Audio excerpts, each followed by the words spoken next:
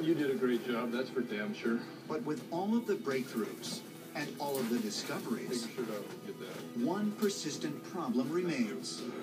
And it's the same problem every treasure hunter on Oak Island has faced and been defeated by for 2 centuries. Water. Salty water.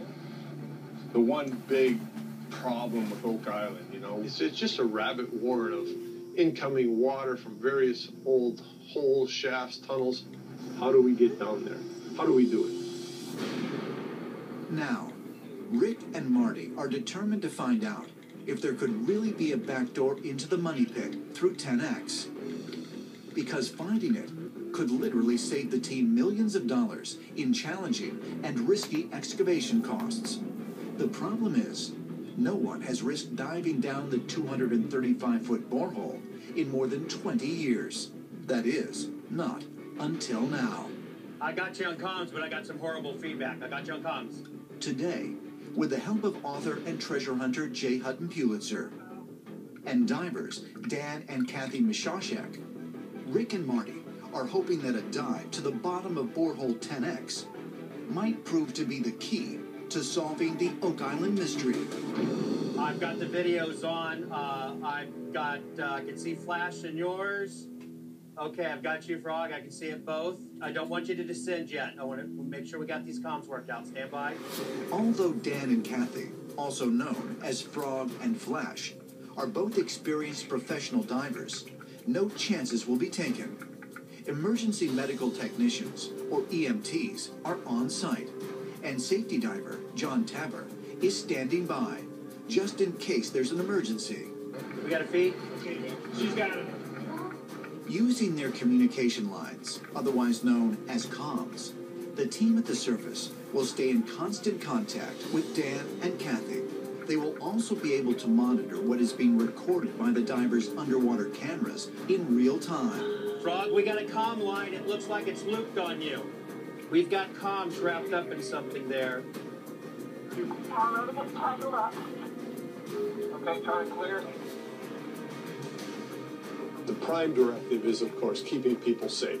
The important thing is getting people in the hole, achieving the objective, getting people out of the hole. Safety first, objective second.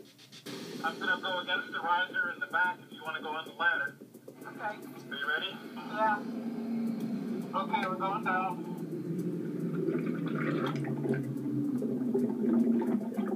The mission on the first dive was to get to the bottom, the first bottom, if you will, of 10X, 181 feet, see what the junk is on the bottom, see if the 27-inch hole is enterable.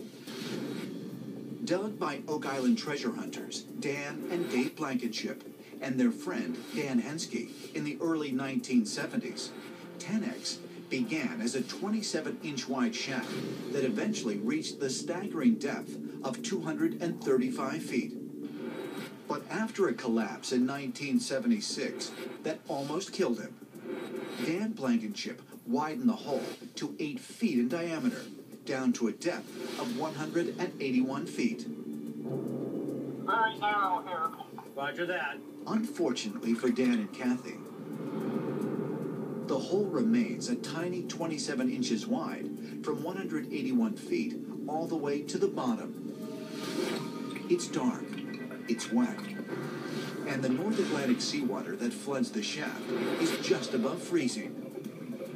And if all this wasn't challenging enough, just before the dive, the team was informed that 4 feet of debris may be covering the entrance to the 27-inch wide hole. The first thing going through my mind is that this is dangerous. They're bobbing around inside an 8-foot steel column, so rapidly the concern level goes high. Give us a line. Give it in line. Okay, we're going down. Roger that. While Dan and Kathy make their way down the shaft, the ground crew helps feed the communication lines. It's a delicate task. Too much line could cause the divers to get tangled, while not enough could cause a deadly emergency if their breathing system fails. Now, those are the lines that could pull their mask off if they're pulled too hard. Hey, watch on the line. Too much line. Too much line. Stand by. Stand by. Call out your depth. 30. Thank you. Okay. Give us a little more line. A little more line. More murky all of a sudden. We're in soup. I can't see you. I can't see my gauge. Yikes. I can't see what's below me. No, I've got my feet against the wall. Yeah. I cannot see you right now. Emma. Everybody stop.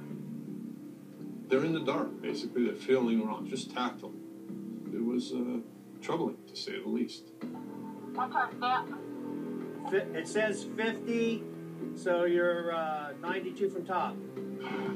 You keep track of time. They have it on your... Yeah, but if they can't see, I'm just wondering. Okay, guys, here's what I want you to do. Turn your cameras at each other. Let me get just a good visual. Just turn your lights and cameras at each other. Let me get a peek. Well, I can't see you. Holy, you can't even see each other 4 feet apart. Can you see your face visual? Do we have 3 greens? We're good. 3 green. Frog, I can see your 3 greens. Flash, I need to see your 3 greens. Hold on, almost. Just a little more. Go up. Okay, 3 greens. You're good. All right, let's go down a little bit more. I honestly wouldn't be scared of that dive myself, except for one thing, getting stuck. That is so scary underwater. Invisibility, it doesn't matter. But getting stuck is just a catastrophic feeling. There's a pipe here or something that's in my way.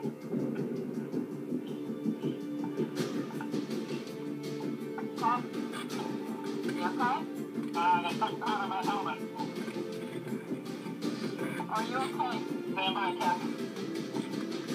I got too much stuff tangled down me. You okay? Frog, confirm you're okay. I cannot hear you. Flash, can you hear me? What was that? We've lost comms.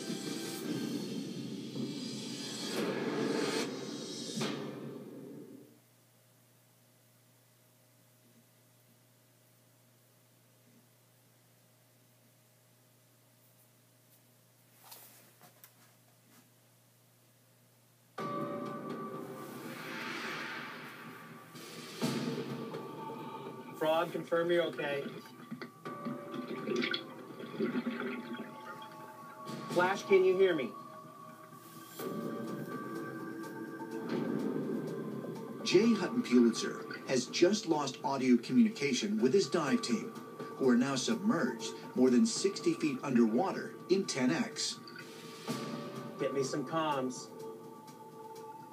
Come on, guys. Their comms go out. At that point, your imagination takes over. What's happening down there? Even though Rick, Marty, and the team still have a video feed working, the murky conditions in 10X offer almost zero visibility. It looks like he's looking in around. Should plug it back in again. I see her hand. She's going to him. Okay. Come on, guys. Get me some comms. Okay. Got comms. Got comms again. Kathy, hold it right here. I can't turn that way. You okay? Hey, are you okay? Yeah. My car was pulled out. Okay. So many snags. Flash, Frog, stand by for a minute. We look, when we lose comms, we need to work out a signal. Would it be appropriate to give you a gentle tug? No. Okay. I'm not a diver, so when I see them on camera, diving through, water with no clarity, they're in the dark, basically, and the fear factor goes way up because I can't relate to what they're doing. Okay, you want to go down? Yeah.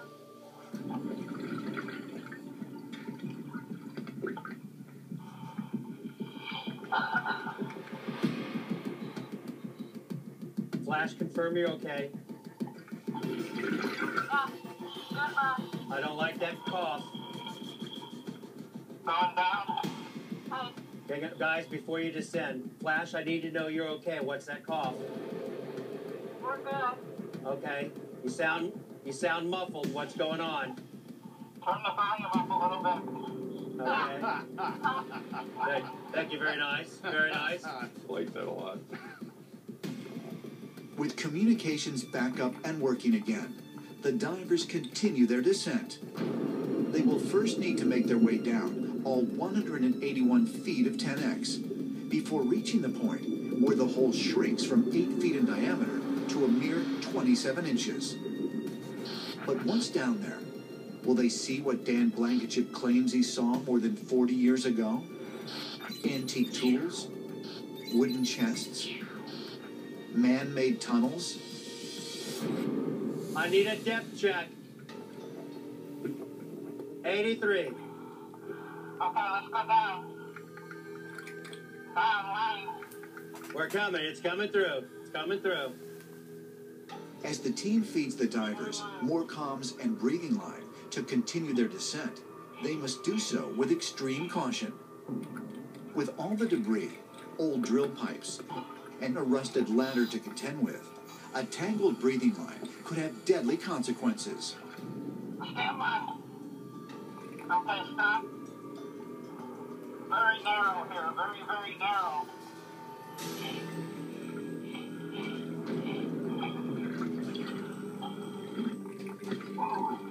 You okay? Stand by. We've got comms wrapped up in something there. Stand by. As you go past that pipe, check if you see the line loop. Feel if it's captured there. Yeah, there's a line that's here. He's got too much line on him. I see slack in it, so that has to be one of the places it's caught up. All right. Hold up on mine. Okay. You okay, Frog? There's something under me that's blocking me.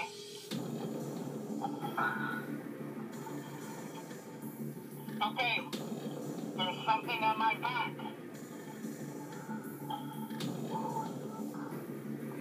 What is on my back? Stand up. There's something on my back preventing me from going down. Then come up. Come up. I had been nervous because when I went down there to cut the ladder, I knew the riser pipe had fallen over. And I was concerned that it was the riser pipe because there is movement in that pipe. Hey, come up. I got too much stuff tangled on me. Are you okay? I'm wet.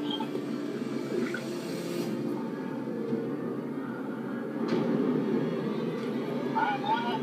Can you move? I am stuck.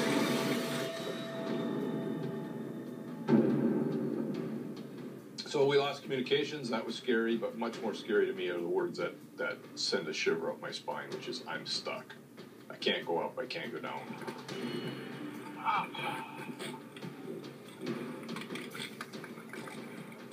You okay? Are you okay? Fraud, confirm you're okay. What's going on? Fraud, confirm you're okay and you're untangled. Coming up, We want data so badly we can't stand it. We're going to run a sonar. Look at this, guys. Oh my goodness. So that looks like steps. There's a chamber. Yes, with man-made objects. Those are boxes. Look at that. We found it.